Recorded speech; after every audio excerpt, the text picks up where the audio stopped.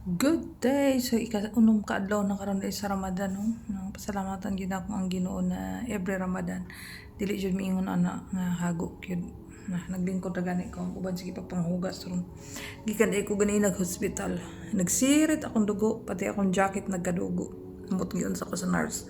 Kay nagpalo up, check up na pug ko para sa akong thyroid. Actually, ang akong schedule unta ato apang 22. Kaya lang alanganin kay pagbalik na ako diri pag-abot sa ko ay 21 na. So ganina pa ko nibalik. Naday ko karon sa apartment sa akong amo nga babae kay kining among mga amo ni Inday nagkuha naman sila. Nag-well of chance, nagkuha na sila. Parted ways na ni sila. So ang bata kung si Sarah kung diri siya gusto matulog, so automatic diri kami matulog. Kung gusto siya mo uli dito sa among balay, uli. So kami, ako, magtungan hira ko.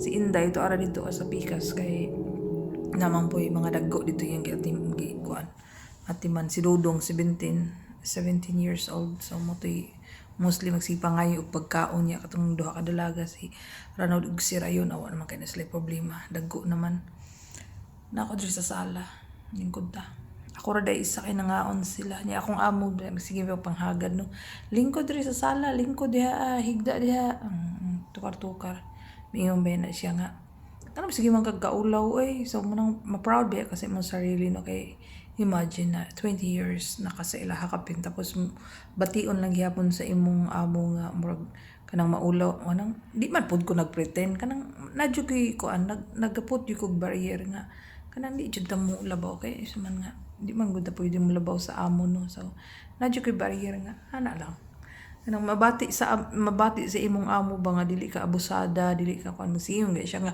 ulawon ka ika pangapi din ha nganong maulaw pa man ka nganong manangkid pa man ka syempre ana ra gyud na ada ay peryahan diri kana peryahan di amor peryahan ba kuan ko na gud dulaan ra man na mga slide ba kay ana man gud ang tirada nila diri basta winter magbutang sila ingon ana sa mga area so balikan nato na okay ra kaya among Ramadan ay relaxing lang.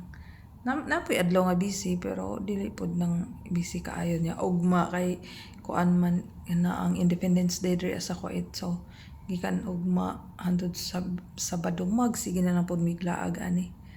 So more akong update may pag naligo ko ganina unta no. So pa si Sarah kay nangaon magud sila sa gawas niya. Wala ko ni uban nag-order ra si amo og kanang KFC na busog na pod ko